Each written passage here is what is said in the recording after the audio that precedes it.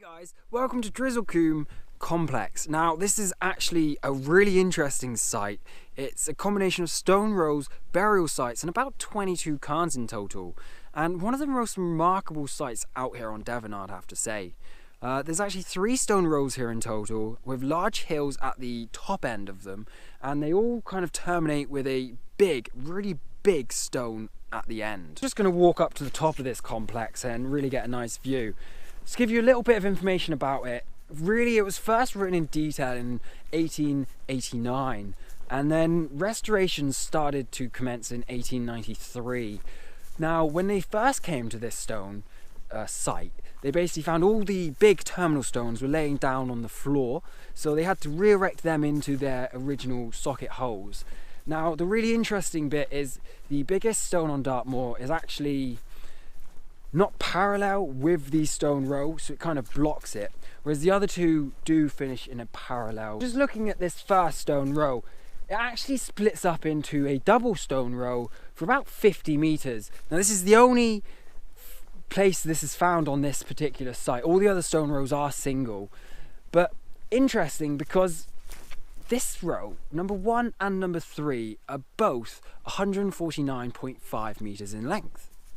So you would have assumed they would have done it for both, but they haven't. So something definitely to pick up on. What an incredible cairn and cyst we have here, guys. Now this cairn is 12 meters in diameter and is about 1 meter high. And right in the middle, this absolutely amazing cyst. This is incredible. The capstone is tipped off to the west and is actually pointing out of the ground. You can see this from really far away. We were walking over on the far hill over there and we could see this, and I was approaching it really excited and really happy to be able to see it.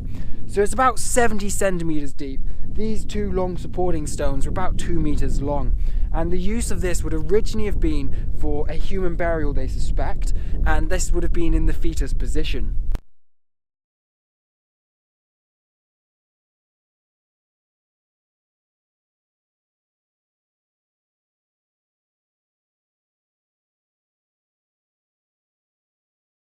We're at the uppermost enclosure here at Drizzlecombe. You can see this is some sort of cairn behind me within this enclosure, which is interesting because you wouldn't expect a house to be that small. You know, it's got a diameter of, say, no bigger than 8 meters, and it's really quite low, no taller than 70 centimeters. The outside perimeter wall here looks as if it would have been about 1 meter thick, using some quite big stones, and I believe this is some of the original kind of bottom stones it would have had in it. So you can see it's quite a nice, impressive structure. There is actually about 3 of these enclosures. I'll give you a quick look over some of them and then we'll go down and see some of the really amazing Bronze Age construction. An absolutely amazing example of a roundhouse here. So this is the entrance. You can see these 2 standing stones. You'd have walked in with the sun behind you every morning, absolutely amazing views, and this would have been your house. Right at the top of the hill, you can see the views, beautiful.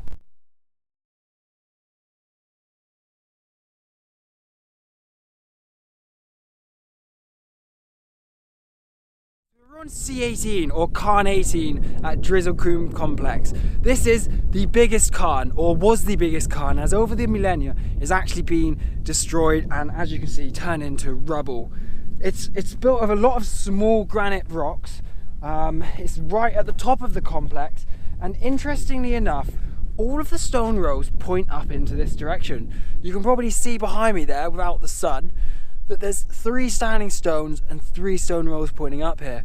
And there was supposed to be a 4th stone row, but this is unfinished, and they believe that that would have actually pointed up to this cairn as well. So the diameter of this cairn is roughly 24 meters, and it sits about 2 meters high. But as I said, it has been damaged and the weathering's affected it quite badly, so it is a lot lower than it used to be. We've got C18 behind us, guys. We're walking into the second enclosure now. This is quite incredible. It's actually got a few more roundhouses in, and it's used some extra big rocks for the wall. You're looking probably very similar size, 1 meter thick, 1 to 2 meters high.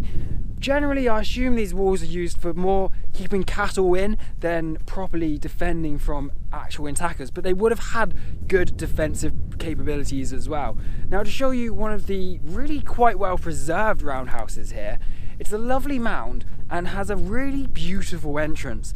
I love this because you really get a feel for how they would have walked into their houses 3,000-4,000 years ago. And here's what the entrance to the enclosure would have been like. The walls very degraded. We're at the beginning of the ceremonial complex for Drizzlecombe. So this is the first cairn that has a stone row attached to it, and it actually has a 4.2 meters tall standing stone at the end of that stone row. That is the biggest standing stone we have here in Dartmoor. It's amazing. This is a 33-foot diameter cairn with 13 stones around it in a stone circle. Really quite interesting, as this and its neighbours have those stone rows attached to them, and I've seen this quite a few times, but I've never really been able to find out the true meaning of this. So to show you the second cairn at the top here, this is actually 29-foot diameter, and it has 12 stones going around the perimeter in a stone circle. As I said, it has the stone row leading off down here to a terminal stone, which is actually a pinkish reddish final cairn. Now, all three of these cairns are actually in parallel together along the side of the mountain. This is 30 foot in diameter and only has 9 remaining stone circle stones around the outside. But what's really interesting is this one doesn't actually have a stone row coming out from it down the hill.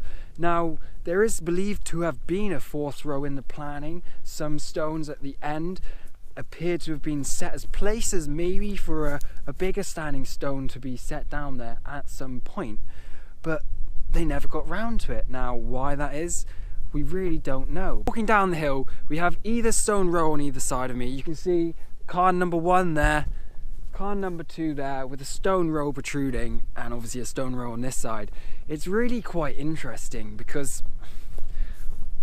why do they have these stone rows? I've seen quite a few other stone circles with stone rows coming out of them. Here's the centrepiece for Drizzlecombe Complex. Now, this is the biggest standing stone in Dartmoor. It stands at 4.2 metres. Its base is 1.5 metres, and right at the top you're looking at roughly 70 centimetres. And to show you how thin this stone is, it's quite incredible. 20 to 30 centimetres for its thickness, but right at the top there, it's got an incredible bulge.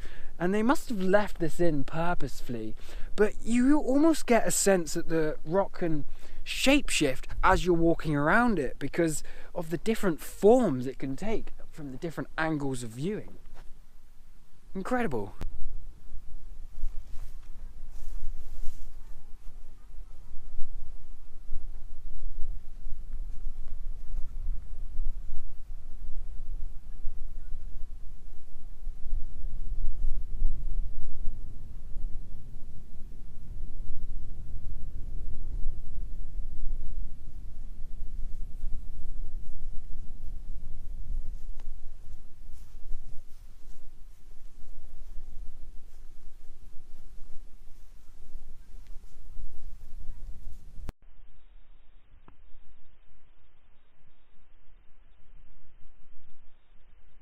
This is Giant's Basin. It's got a 22 metre diameter and it's 4 metres high, which is incredibly huge. Now, it's got a big dip in the middle, which is probably due to pillaging and, you know, people just taking the stones.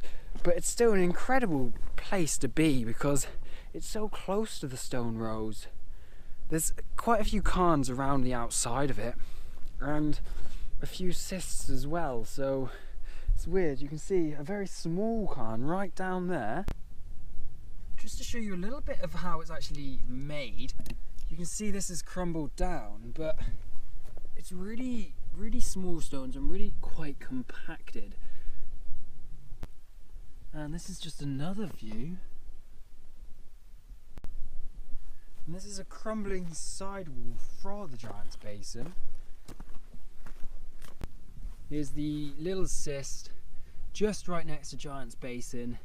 It's pretty damaged, but you can see how it would have worked with the capstone here and the 2 supporting side stone. We're actually just a little bit further down from the biggest standing stone in Dartmoor, with the Giant's Basin on our left. And this is really interesting because we have another cairn, and this has a stone row attached to it, but that stone row also faces downhill and has a terminating stone halfway through, converges into a double stone row, which we don't see anywhere else on this site. So you would have to assume it has some significance. Stone row number 3, guys, and we're just approaching the terminating stone here, which has a slight pinkish granite hue to it, as you can see right there. None of the other stones actually have this, so what sort of significance would this have played? As you can see, a lot of these big standing stones are really quite thin and really quite broad. In the double row section, and it's just about to terminate, so I'll show you where it ends and what you expect to see.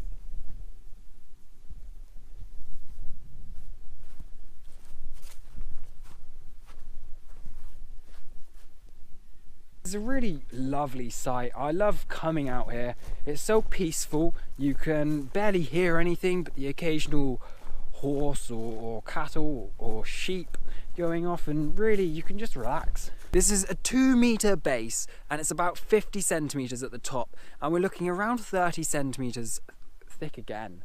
You can see it's kind of a triangle shape from this side, and it's really nice stone. But if you look at it from the other way, it's almost like a opposite triangle and has a really thin base again, which is definitely interesting and something worth noting. With the orientation of the stone, it's actually going in line with the stone row, whereas the tallest stone in Dartmoor is actually blocking the row and kind of stopping it. This is still stopping it, but it's in line with the row, which is definitely interesting, as you can see 2 different ways of finishing the stone rows, which must have some real significance. So we've had a really amazing time discovering this site today. I really hope you've all enjoyed looking at some of the interesting differences between some of these ancient Bronze Age structures. Now I'm going to head back to the car. The sun's starting to set, so it's getting pretty low. It will get really cold out here really quickly, but thank you for watching the film, guys. Like, subscribe and comment if you have anything to say, or if you'd like us to do anything or any particular site. There's thousands of them out here on Dartmoor, and I'm hoping to actually really cover quite a good spectrum and really find some interesting things out.